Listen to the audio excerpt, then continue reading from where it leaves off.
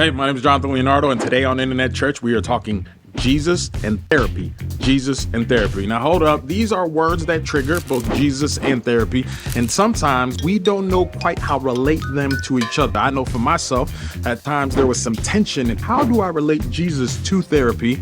Back when I wasn't clear on gospel, there was a tension, and after I got clear on gospel, guess what there still was? A tension. Why? Because as we'll discuss in the next few clips that you'll see from a conversation I had with Dr. Savannah, that it's not so much the relationship with Jesus and therapy, but it has more to do with the assumptions about what we think Jesus is about and therapy is about. And what I really appreciate about this conversation is that Dr. Savannah made me even question the assumptions of what we mean when we talk about both Jesus and therapy, how they are not mutually exclusive, how they can actually work together, but I would offer that certainly one of them has priority. Let's take a listen. The image I have in my head is like a cup that's continually leaking. Yeah. But the reason that it's leaking is because it has so much pressure. It's cracked under the pressure of looking for validation. Yeah. So that under the pressure of looking for validation, that's why the crack is there. But it's then seeking more validation to fill the cup. But it's in the seeking of validation that is making it worse. Right. Yeah. It's a cyclical issue. Yeah. And then this revelation of that sounds so trite in so many places, like the Christian Instagram with the coffee mug and like your Devo book, and you take that picture, right? Where it's like, Jesus is enough, right? Your scented candle. Jesus is enough. Yeah. And it's like, no, that's literally it though. Jesus is enough. Right. So blow that candle out, girl. So then how does this now begin to inform professional Dr. Savannah Williams, the dream interpreter? Yes. Yeah, how does this abundance of Jesus being enough now permeate into a holistic practice of therapeutic intervention? Yeah. You know what's so funny is that's like the question that I think is the hardest for me to answer in some ways, because the gospel changed everything for me. And it doesn't necessarily change what I do with the people that I work with. Yeah. If that makes sense. So it changes like how I conceptualize the person, in the sense of like, so you know the story, I feel really silly. I'm gonna be totally honest. I feel silly like referencing the Bible because I feel like you know it so much better than me. No, I don't. But people don't know is that when people ask me questions, I'm constantly on Google. The secret's out. Yeah. People are like, gosh, I'm really struggling with depression. I'm like, man, you should see someone for that. Yeah. That sounds bad. Yeah. Okay. So the lame man in the pool of Bethesda, right? John that's Ezekiel chapter 4. Yeah. Spot on. Yeah. Old Testament story. Actually, John. Yes. John 5. Yep. And I know that because I Googled it before our talk today. There you go. I didn't want to say 5 and then play into the stereotype. Good. Ezekiel chapter 4. Anyways, so this man, right, has been laying there beside this pool for 38 years. And Jesus, when he approaches him, says, "Do you want to be made well?" Like that's what he asks. And the guy doesn't even say like, yes, finally, like someone to come and heal me. He blames his situation on external circumstances. He's like, well, I can't because all these people keep getting there before me and there's nobody to carry me. And Savannah, that's a bar. That's a word. Even that dude right there, blaming external circumstances. Yeah. But it's like right there. I didn't even write it. And then Jesus says, take up your mat and walk. Like he didn't say like, oh, I've got a really good therapist for you. Or like, you know, let's try something different. Like what Jesus basically is pointing out is like, you already have within you what it is that you need to stand up and walk. So just do it. And he does.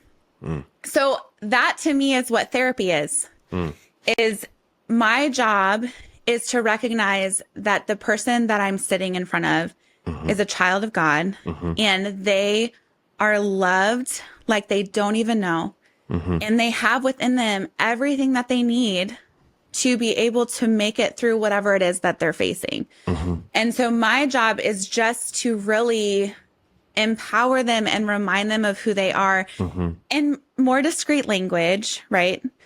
Like I can't just be like, Jesus loves you. That's I can't do that unless the person is already like worded that is okay for them. But that is how I view my job. And like actually I had a therapist in my doctorate school that I loved so dearly, and she was actually the only Christian therapist I've ever seen. But she told me about in Matthew 10, the first verse, where it says like Jesus called to his disciples and he gave them the authority to cast out demons and heal sickness. In the New Testament, you would know this better than me, but healing, the word healing, do you know what the Greek word is? Oh, don't do that, Savannah. Yes, I do know the word. What is it? Sozo. Okay. Is it first like salvation? That's the one I found. The different word like salvation, healing. No, you go. See, I got it wrong. I don't know it that well. Therapy. Oh, wait. The word for therapy is used in that instance. Yes. This is awesome. In Matthew chapter 9, I think too, before that, where Jesus, I think is healing the lame man with the withered hand or something. I don't know. Somebody else is going to have to read that. Anyway, but the word healing, if you go to blueletterbible.com, the root word is therapy. And so Jesus gave his disciples the authority to do this healing, to perform this healing. So I kind of view that as look, I got it right here. on my Google. Oh, okay. And it's Matthew 10, verse 1. Yes. And he called to him his 12 disciples, gave them authority over unclean spirits to cast them out and to heal every disease, every kind of disease, affliction. And what you're saying is that the word there in Matthew 10 for healing is where we get our English word for therapy. Therapy. Yeah. So I think it's a Greek word, and it's therapy without the Y, and then it's like a bunch of vowels. It's absolutely, you're absolutely, Therapeuin. Yeah. Therapeuin. Yeah, where we get therapy. No, that's phenomenal. So I understand the word therapy to mean a treatment that's intended to heal and rehabilitate. That's how I've understood it as a definition, because as a broad definition, because you have physical therapy, you have mental interventionist therapy, you have all sorts of therapy. So therapy as a broad category is some sort of treatment that's intended to heal and rehabilitate. Does that ring true? Yeah.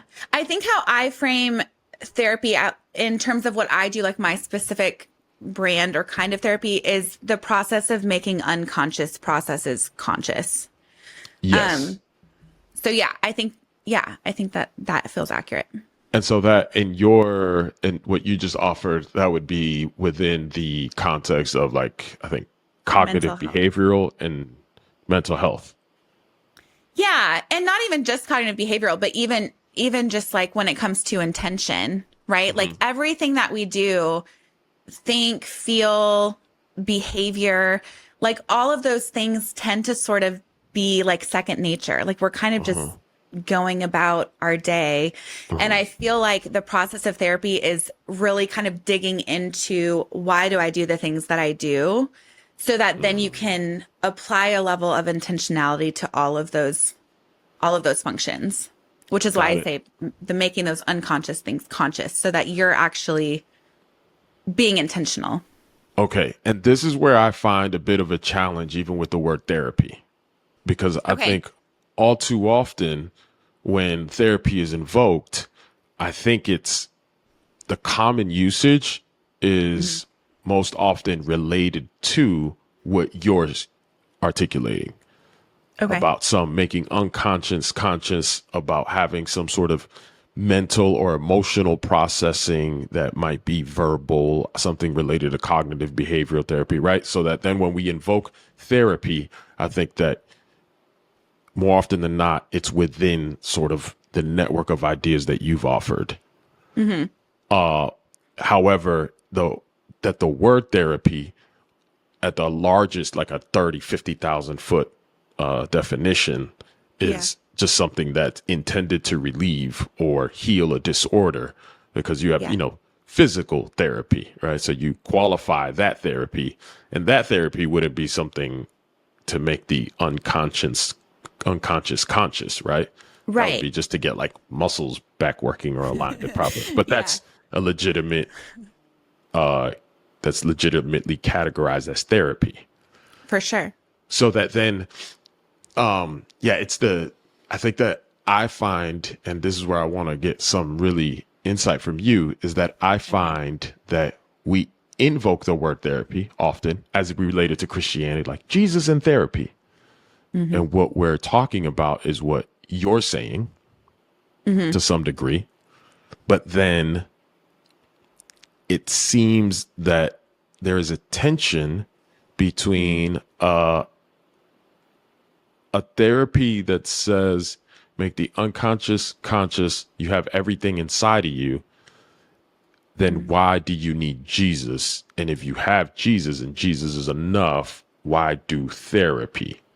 That's a really sort of reductionistic way of framing it. But I think more often than not, uncritical thought would reduce Jesus and therapy to those sort of tensions. Yes. Right? Yeah. And then, so then this next step for me is that when I hear you say earlier, like, folks have everything that they need inside of them. When I hear that through a spirit lens, I'm hearing everybody's created in the image of God. Everybody is son and daughter of the King, whether they're lost sons and daughters or found sons and daughters. And that which they have within them, the image of God, to be rediscovered and to be brought to their attention by way of somebody who's actually living in that reality and in that truth consciously, like you are, is the work that you're about. Yeah. Right. So I hear that in spirit, but somebody else is going to hear that and say, when you say like they have everything within them, it's like, oh, so they have their own resource of energy and everything to do for themselves. So why do they then need Jesus? Does that make sense? Like that tension? Yes. That I'm offering. What would you say to that? Oh my gosh. You should ask a psychologist that. That's a really good question. I'm not sure. Look at her. Sips her tea. Yeah. Oh man. I get that, but I think also if someone were to like say that to me, what I would be most interested in is exploring where the resistance is coming from. Because I think that is what I would be the most curious about. Because I think that is a defensive approach rather than like a genuinely inquisitive approach. Does that make sense? No, it's good. So I think that's what I would be more interested in, sort of delving into where that resistance is coming from. Good. Let us delve. I'll offer you. Okay. I've heard this all so often. Oh, great. On the one hand, the resistance is Jesus isn't fully working because I'm hearing this message, but it isn't working. I need to go back to therapy. And the warrant for that is that I'm still broken.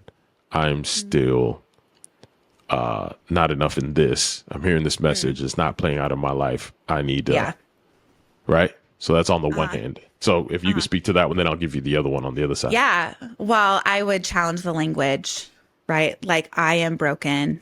Tell me more about that. Tell me more about like where like the language is coming from, and then the language that you're intentionally choosing, and then exploring the impact of that on your scope of view, right? Okay, so let's role play, and then we'll come back to the other side. I don't want to forget the other side because I want to do it. Let's role play it. So Okay. I am broken because my father abandoned me when I was 6 years old, and I have had this deep fear of not being able to overcome his absence and lack of commitment to family. And so I wander and I don't commit to anything because I'm still haunted by the trauma of being abandoned. And I don't want to be abandoned by somebody else.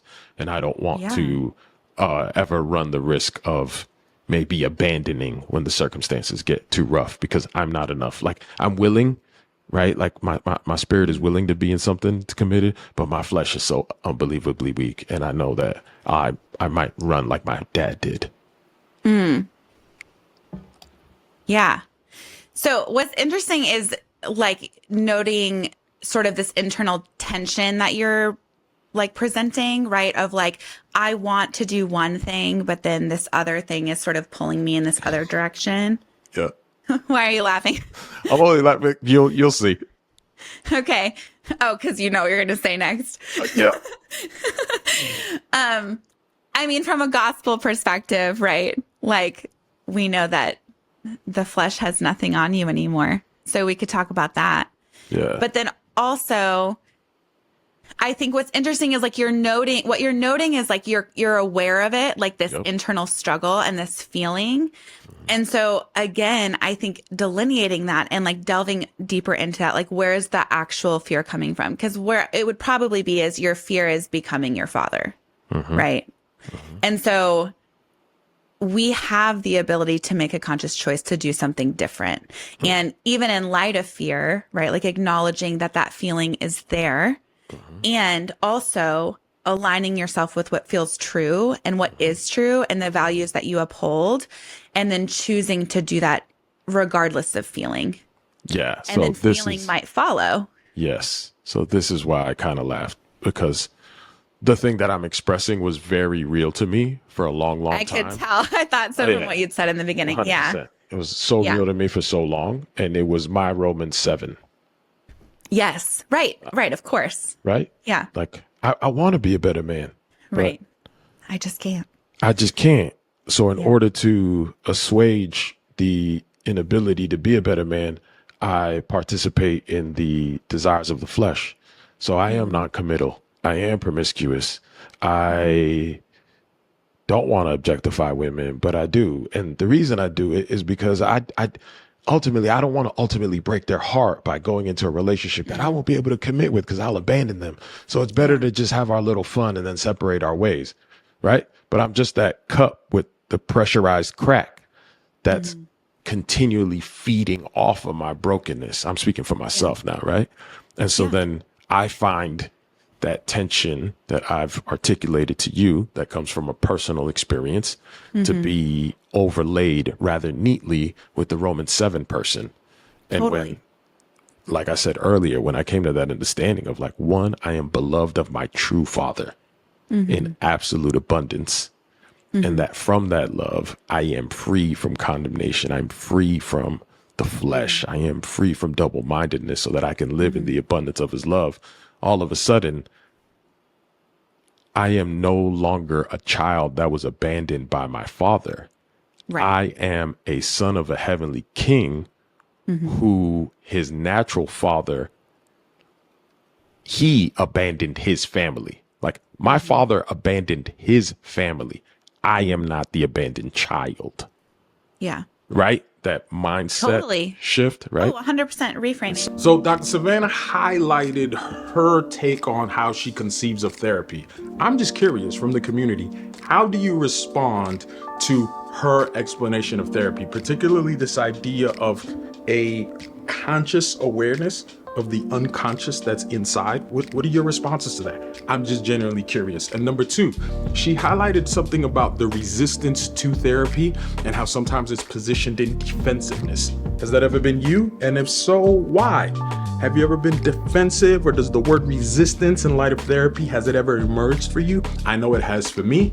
Prior, it would emerge because I would say something like, I don't need therapy, right? So I would resist it and be defensive against it. Subsequently, after gospel clarity, I'm a little more judicious in saying, if therapy, I want to be in therapy that agrees with my created value, right? So I would be judicious, maybe not defensive. But have you found yourself resisting or defensive about this relationship of Jesus and therapy? I would love to hear your takes on the other side.